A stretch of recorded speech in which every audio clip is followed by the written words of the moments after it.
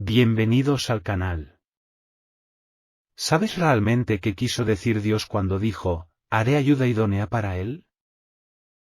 ¿Sabías que cuando Dios pidió a Adán poner nombre a cada criatura, el motivo principal era preparar su corazón para algo más grande? ¿Y te has preguntado por qué Dios eligió una parte del cuerpo del hombre para crear a la mujer? En este estudio exploraremos juntos estas verdades escondidas y mucho más, revelando lo que sucedió durante la creación de la mujer. Verás cómo cada palabra y cada acción de Dios en el Edén reflejan su amor, su propósito y su ternura hacia toda la humanidad. Será un tiempo de revelación, lleno de enseñanzas que fortalecerán tu fe, te invitarán a reflexionar y te acercarán al corazón mismo de Dios. Quédate hasta el final, porque lo que estás a punto de escuchar puede transformar tu vida espiritual. Y si esta serie de estudios ha sido de bendición para tu vida, regálanos un me gusta, suscríbete al canal y activa la campanita. Con este simple gesto, estás sembrando en este ministerio, ayudándonos a continuar llevando la palabra de Dios a más personas, que también necesitan ser fortalecidas en su fe. Bendiciones y shalom a todos mis hermanos. Soy el pastor Patricio Muñoz.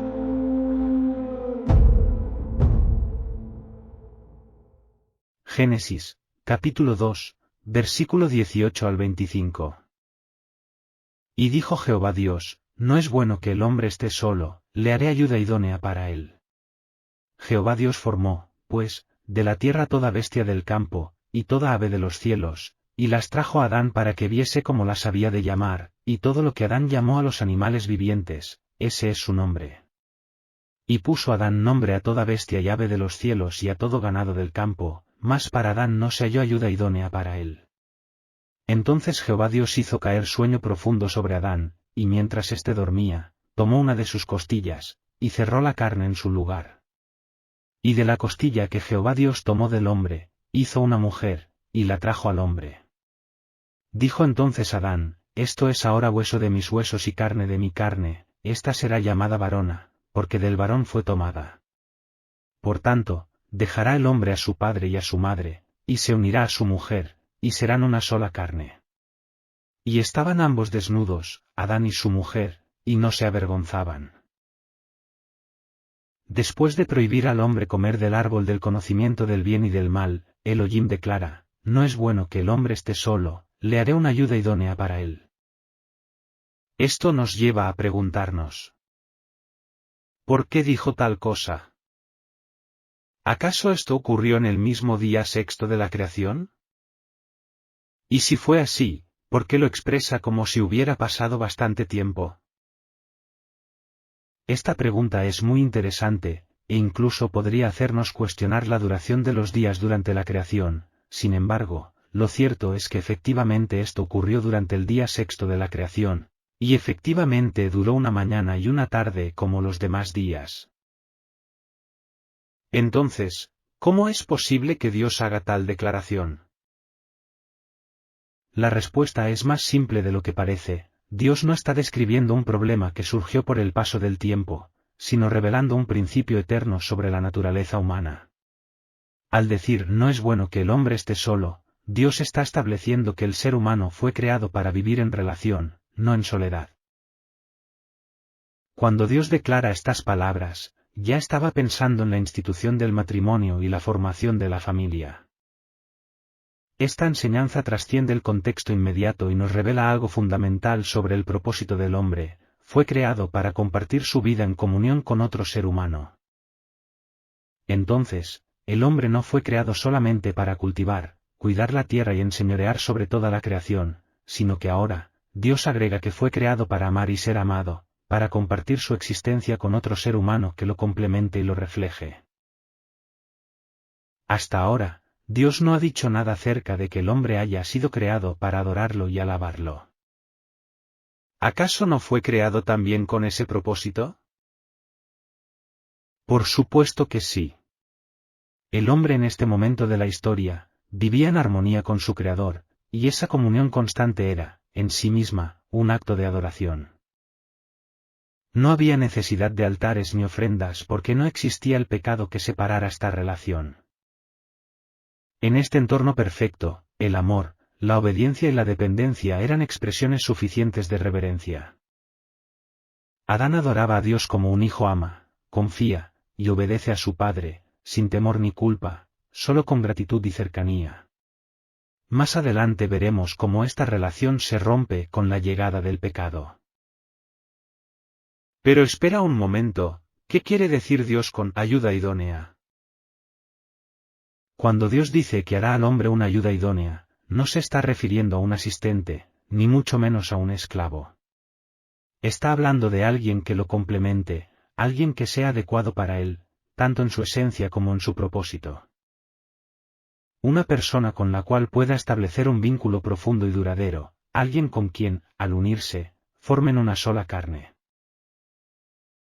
Antes de continuar, es importante recalcar que Dios nos va revelando su palabra de a poco.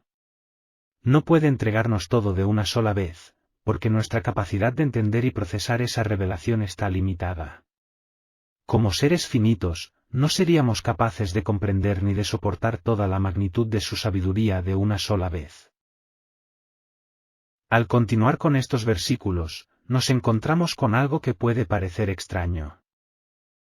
Dios nos dice que empieza a formar toda bestia del campo y toda ave de los cielos. Sin embargo, en el relato de la creación en el capítulo 1, se nos menciona que Dios otorgó a la tierra y las aguas la capacidad de generar seres vivientes. ¿Cómo entendemos entonces que aquí, en Génesis 2, se nos diga que Dios formó a esos seres vivientes? ¿Acaso se está contradiciendo el relato? ¿Formó Dios a los seres vivientes de la misma manera que formó al hombre? Antes de responder a estas preguntas llenas de dudas, quiero recalcar algo fundamental: Dios jamás se equivoca, ni jamás se contradice. Él es perfecto en todo. Si encontramos alguna aparente contradicción, esto se debe a nuestra limitada comprensión humana, no a un error en la escritura. La palabra de Dios es perfecta, y no está sujeta a duda. Entonces, veamos esto más a fondo. En Génesis 1, Dios dice que la tierra y las aguas producirán seres vivientes. Pero en Génesis 2, se nos dice que Dios formó a esos seres vivientes con sus propias manos. Aquí es donde aparece la aparente contradicción. La palabra en hebreo que se usa para formar es yatsar, la misma que se utiliza cuando se habla de la creación del hombre. Sin embargo, esto no significa que Dios formara a los seres vivientes de la misma manera que formó al hombre. En este caso, yatsar tiene un matiz diferente. Aunque Dios usó la misma palabra, lo que realmente hizo fue dar instrucciones a la tierra y al agua para que produjeran los seres vivientes según su diseño. En otras palabras, Dios les dio órdenes específicas a estos elementos de la creación, para que pudieran generar la vida de acuerdo a estas instrucciones entregadas, y así seguir con el plan divino. Entonces, Dios delega la acción en la creación misma, sigue siendo el autor de todo lo que ocurre. Así que, no estamos sugiriendo que Dios haya formado a los seres vivientes de la misma manera en que formó al hombre, sino que, al usar el mismo término, Dios nos muestra que su acto de creación sigue un mismo principio, tanto en orden como en dirección, pero la forma de ejecutarla fue diferente. Dios forma al hombre de manera muy personal, como un artesano que da forma a una obra maestra, moldeándolo a su imagen y semejanza. En el caso de los animales, aunque Dios usa la misma palabra hebrea, yatsar, no los forma de manera directa como al hombre. Aquí, el artesano no es Dios directamente, sino la tierra misma, que sigue las instrucciones dadas por Dios para producir los seres vivientes. Estas instrucciones, que presenté anteriormente como un ejemplo didáctico, no se aplican únicamente a la tierra y al agua para que produjeran vida, sino que fueron entregadas por Dios a toda la creación.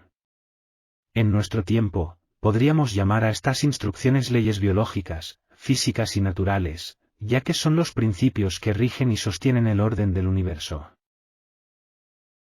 No se trató de simples órdenes momentáneas, sino de principios universales establecidos por Dios, que continúan operando hasta el día de hoy. Estas leyes son una manifestación de su sabiduría y poder, y constituyen el marco en el que todo lo creado funciona con armonía y propósito. Si quieren saber más sobre cómo Dios creó al hombre y la vida en general, les sugiero ver la serie completa de este estudio que compartiré con ustedes en la descripción de este vídeo y al finalizar este estudio. ¿Les será de gran bendición? Luego, una vez que Elohim formó a los seres vivientes, los trajo al hombre para que les pusiera nombre. Aquí hay un detalle interesante que no se puede pasar por alto: el texto comienza a referirse al hombre de manera más personal, como un individuo. En hebreo, se sigue utilizando el término, Adam, que hasta este punto ha significado, el ser humano, o la humanidad, en un sentido general. Sin embargo, en este momento del relato, el término comienza a adquirir un uso más específico, y personal. Ya no se refiere únicamente a la humanidad como un todo, sino al hombre como un individuo con identidad propia. Este cambio marca el inicio de una interacción más directa y personal entre Dios y el hombre. En las traducciones al español de la Biblia, este matiz se refleja al comenzar a utilizar el nombre, Adán, en lugar de simplemente, Adam, para dejarnos claro que Dios ya no está tratando con la humanidad en general, sino con una persona concreta dentro de la creación. Una vez que ya tenemos claro el cambio en la forma de llamar al hombre, este ahora debe darle nombre a cada ser vivo que tiene contacto con la tierra. Dios le asigna esta tarea a Adán, como una muestra de la profunda confianza que ha depositado en él. Adán no pondría nombres aleatorios, sino que observaría cuidadosamente a cada criatura para darle un nombre adecuado. Este acto refleja que Dios lo dotó de la inteligencia, sabiduría y discernimiento necesarios para cumplir con su labor. Del mismo modo, Dios también lo facultó para cultivar y cuidar la tierra, mostrando que el ser humano fue creado con la capacidad de interactuar responsablemente con la creación. Mientras Adán le daba nombre a cada criatura, la palabra de Dios dice que no se halló ayuda idónea para él. Ya entendemos que una ayuda idónea no se refiere a alguien inferior, sino a una compañera que lo complementará, adecuada a su naturaleza. Entonces, ¿por qué el texto dice que no se halló? ¿Acaso Dios está sugiriendo que existía alguna opción, pero no era lo que Adán necesitaba? Por supuesto que no. Dios no está insinuando que había una posibilidad entre los animales. Lo que está ocurriendo es que, al asignar nombres, Adán va observando que cada ser viviente tiene su pareja, macho y hembra, mientras que él permanece solo. Es una enseñanza progresiva. Dios permite que Adán participe activamente en el proceso para que él mismo reconozca su necesidad. A través de esta experiencia, Adán se da cuenta de que no hay entre todos los seres vivos ninguno que sea como él, de su misma naturaleza. Por eso, no se halló ayuda idónea para él, no porque se estuviera buscando entre los animales como si fueran una posibilidad real, sino porque el relato quiere subrayar que ninguno de ellos correspondía a la humanidad de Adán. Esto prepara el momento culminante de la creación, la mujer, hecha de él, y para él. Ahora volvamos al mandato de asignar los nombres a cada criatura. Surge una nueva pregunta. ¿Por qué Dios no mandó a Adán a poner nombres a los seres acuáticos? Dios no le asignó a Adán la tarea de nombrar a los seres acuáticos, porque no era necesario para la lección que él quería enseñarle. El propósito de encargarse de los animales terrestres era que Adán notara que todos los seres vivientes tienen pareja, excepto él. De este modo, Dios le permitió tomar conciencia de su necesidad de una compañera, enseñándole a valorar la importancia de esa relación, cuyo propósito último es el amor, el cual es fundamental en la creación humana. Luego, Dios hace caer un sueño profundo sobre Adán, y mientras dormía, le quitó una costilla. Pero antes de avanzar en estos versículos tan significativos, es importante detenernos a considerar algunos aspectos. Lo primero que llama la atención es que este acto se asemeja a lo que hoy podríamos describir como una operación quirúrgica. Aunque no se nos entregan todos los detalles, el texto declara con claridad que Dios hizo dormir a Adán, tomó una de sus costillas, y luego cerró la carne en su lugar. ¿Por qué Dios nos revela esto con estos detalles? Dudo mucho que el propósito de este pasaje sea enseñarnos sobre medicina o técnicas quirúrgicas. Más bien, este detalle tiene un propósito teológico profundo, dejarnos claro que la mujer fue formada a partir de una intervención real y directa sobre el cuerpo del hombre. Al describir este proceso con estos detalles, incluyendo el sueño, la extracción de la costilla y el cierre de la carne, Dios enfatiza que la mujer fue formada literalmente a partir del hombre. ¿Cómo es posible que de una costilla se formara un ser humano completo, con todos sus órganos, sistema nervioso, venas, y complejidades biológicas? Hace siglos, esta idea podía parecer completamente imposible de concebir. Sin embargo, los avances científicos modernos nos han permitido entender que incluso, a partir de una célula, es posible replicar la información genética necesaria para desarrollar un ser humano completo. No estoy sugiriendo que Dios haya utilizado un proceso de clonación, ni tampoco que se valiera de alguna técnica humana. Lo que sí afirmo es que, si nosotros, siendo criaturas limitadas, hemos llegado a comprender y manipular elementos tan profundos de la vida, ¿cuánto más puede hacer Elohim, el creador de todas las cosas? Por eso, no tengo ninguna dificultad en aceptar esta verdad revelada en las Escrituras. Dios creó a la mujer a partir de la costilla del hombre. Este acto no se basa en limitaciones humanas ni en procesos naturales, sino en el poder creativo de Dios, que trasciende completamente nuestra lógica y entendimiento. Sin embargo, aun con esta aseveración, tengo la siguiente pregunta. ¿Por qué Dios tomó una costilla de Adán, y no otra parte del cuerpo? ¿Tiene la costilla algún valor simbólico o espiritual? ¿O fue elegida simplemente al azar? En hebreo, la palabra costilla es tsela, y puede significar lo siguiente: lado, costado, parte lateral, costilla, panel lateral o incluso viga lateral. Estos conceptos son importantes de explicar porque en el Antiguo Testamento, Dios usaba la misma palabra, tsela, para referirse a los costados o paredes del tabernáculo. Esto nos revela algo profundamente significativo. Así como Dios formó el tabernáculo como morada de su presencia, y lo dotó de lados estructurales esenciales para su integridad y propósito. También formó a la mujer desde el lado de Adán, quien había recibido el aliento de vida directamente de Dios. Esto nos permite ver a Adán como una figura del tabernáculo viviente, y a la mujer, como una extensión sagrada de esa estructura espiritual. Por tanto, la mujer no es una simple acompañante, ni un ser secundario, sino un ser igualmente portador del aliento de vida, esencial en el diseño divino. Al tomar un lado del tabernáculo humano, Dios nos muestra que el hombre y la mujer juntos conforman una unidad espiritual destinada a reflejar su gloria. Este enfoque no solo resalta la igualdad y complementariedad, sino también la dignidad espiritual de la mujer como parte indispensable del plan de Dios para la humanidad. Más aún, la mujer anticipa el diseño de la Iglesia como templo vivo, y a Adán como el primer Cristo, lo cual exploraremos más adelante en las Escrituras. Una vez que Dios termina de crear a la mujer, Dios la lleva a Adán. Adán dice, esto es ahora huesos de mis huesos y carne de mi carne, y le puso por nombre varona porque salió del varón. ¿Por qué Adán dice, esto ahora es hueso de mis huesos y carne de mi carne? ¿Acaso está diciendo que antes de esta mujer existía otra que no fue creada de su carne? Durante mucho tiempo me cuestioné esta expresión. La frase esto ahora sí me hacía pensar que, tal vez, antes de esta mujer ya había existido otra. Sin embargo, al creer en esa posibilidad, mi espíritu no hallaba paz, por el contrario, se generaba una cadena de conflictos teológicos que no lograba reconciliar.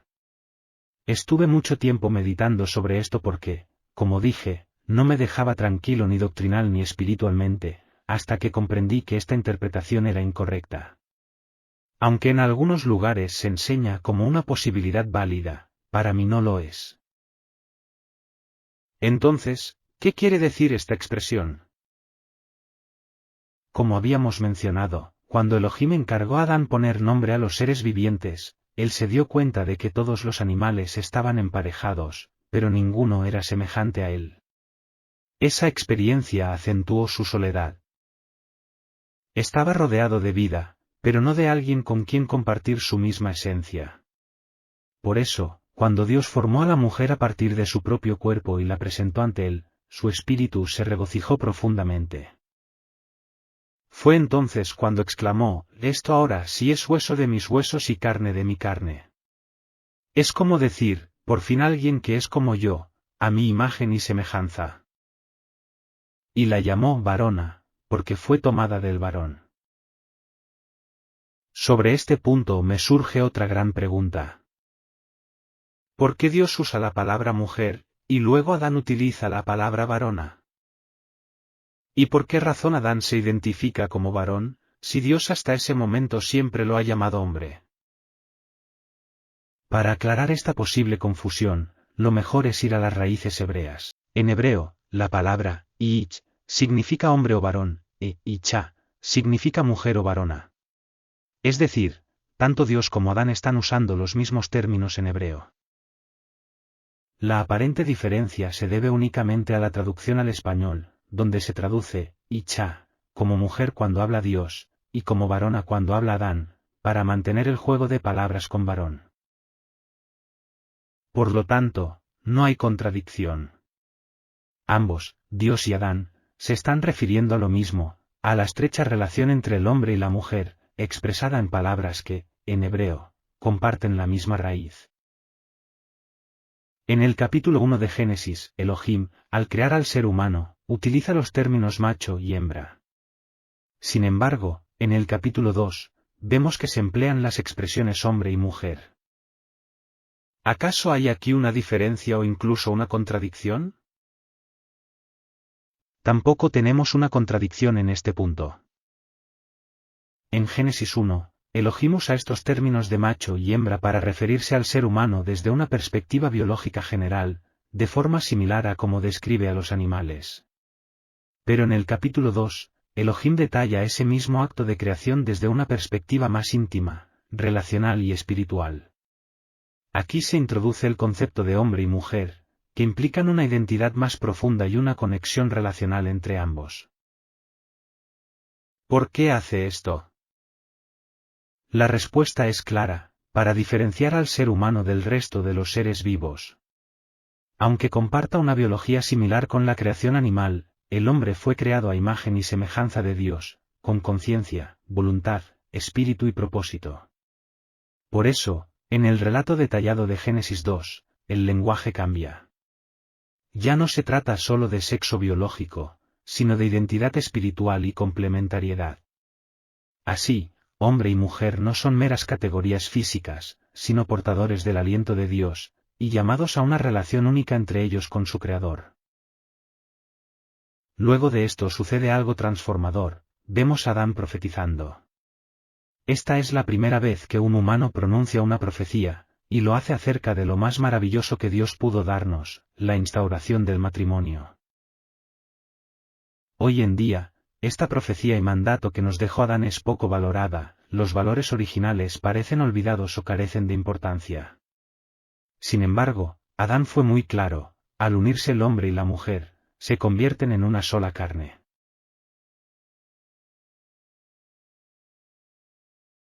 Aunque este concepto del matrimonio no aparece textual en esta parte de las Escrituras, más adelante veremos que Dios nos entrega mayores detalles sobre esta importante profecía y mandato.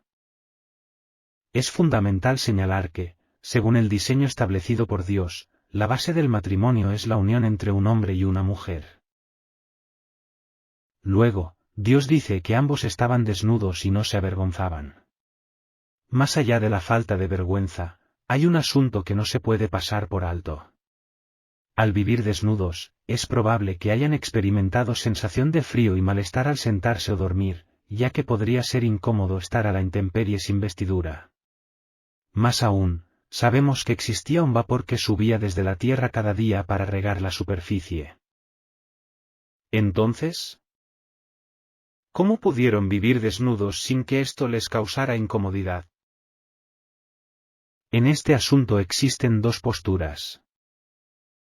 Algunos hermanos defienden la interpretación literal de que Adán y la mujer estaban completamente desnudos, y que debido a su estado de inocencia no sentían vergüenza ni incomodidad.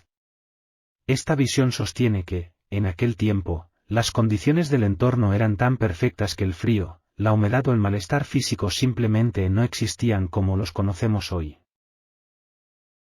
La otra interpretación, que también comparto, sostiene que Adán y su mujer no estaban completamente desnudos, sino cubiertos por una especie de vestidura de gloria o de luz que provenía de su estado de pureza y comunión con Dios. Esta visión no surge como una respuesta forzada al problema de cómo pudieron vivir desnudos sin incomodidad, sino como una conclusión coherente con las revelaciones que la palabra de Dios va entregando progresivamente. Como ejemplo, citaré algunos pasajes que considero importantes de mencionar. Salmo capítulo 104 versículos 1 y 2, bendice, alma mía, a Jehová. Jehová Dios mío, mucho te has engrandecido, te has vestido de gloria y de magnificencia. El que se cubre de luz como con vestidura. Apocalipsis capítulo 3 versículo 18, por tanto, yo te aconsejo que de mí compres oro refinado, y vestiduras blancas para vestirte, y que no se descubra la vergüenza de tu desnudez. Isaías capítulo 61 versículo 10, en gran manera me gozaré en Jehová, porque me vistió con vestiduras de salvación, me rodeó de manto de justicia. Estos versículos, como mencioné, son solo ejemplos. No los explicaré por ahora porque no es el foco de este estudio, cuando lleguemos a ellos en su debido momento, serán abordados con mayor profundidad.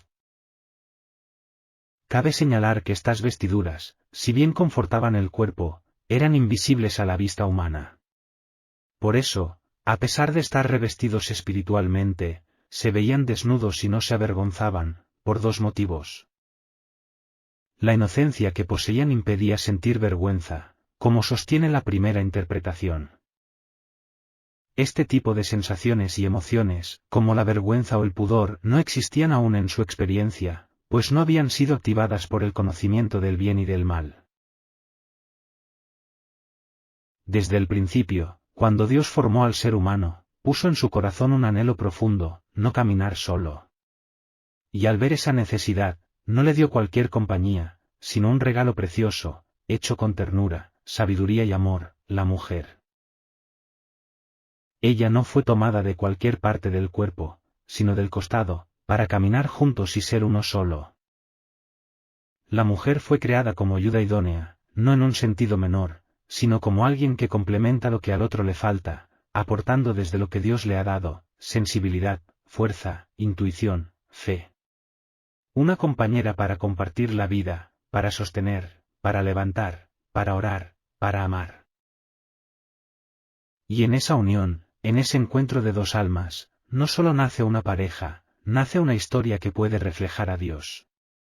Porque cuando un hombre y una mujer se aman como Él nos ama, cuando se respetan, se cuidan, se apoyan, su presencia habita en medio de ellos. El matrimonio, entonces, no es solo una decisión humana, es una alianza sagrada. Es un pacto de entrega mutua, donde el yo se rinde para construir un nosotros. Donde la ayuda idónea no significa estar detrás, sino al lado, no significa callar, sino hablar con sabiduría, no es debilidad, sino una forma distinta y profunda de fortaleza. Hoy, más que nunca, necesitamos volver a valorar lo que viene de Dios. Volver a mirar con ojos puros. Volver a honrar el regalo del otro. Porque cuando dejamos que Dios esté en el centro de nuestras relaciones, todo cobra sentido.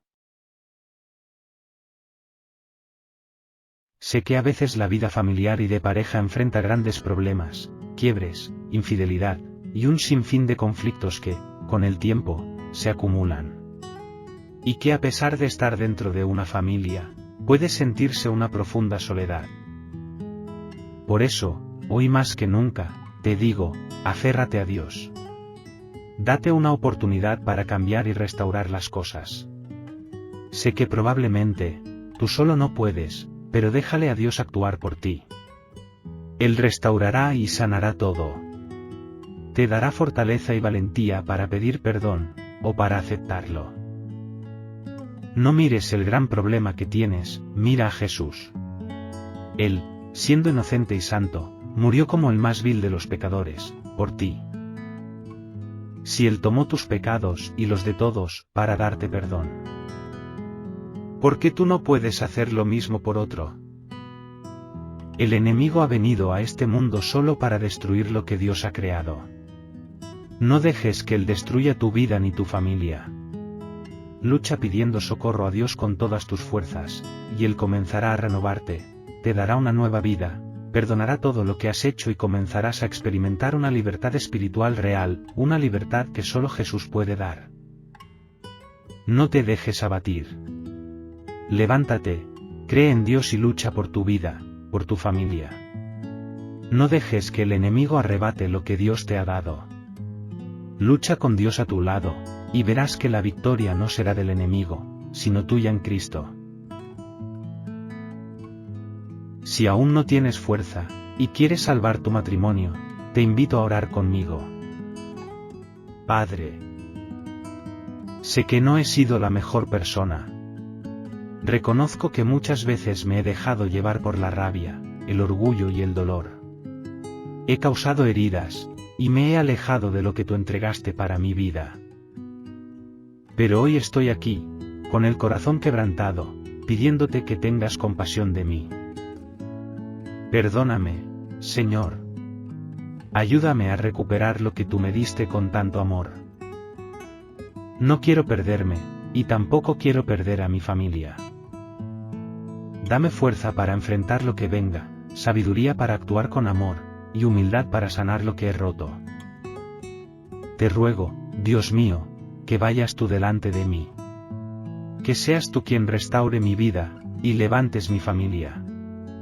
Haz de este hogar un testimonio de tu poder restaurador, de tu misericordia, de tu fidelidad. En el nombre de Jesús, amén. ¿Qué opinas de la forma en que fue creada la mujer? Te invito a compartirlo en los comentarios. Tu experiencia puede animar a otros. Y si este estudio ha sido de bendición para tu vida, regálanos un me gusta, suscríbete al canal y activa la campanita. Con este simple gesto, estás sembrando en este ministerio, ayudándonos a continuar llevando la palabra de Dios a más personas que también necesitan ser fortalecidas en su fe. En nuestro próximo estudio conoceremos cómo el mal logró engañar a la mujer. Será revelador, y nos ayudará a crecer, ser edificados y caminar más firmes en la fe. Te esperamos con alegría para continuar este viaje espiritual juntos. Muchas bendiciones, y shalom para todos.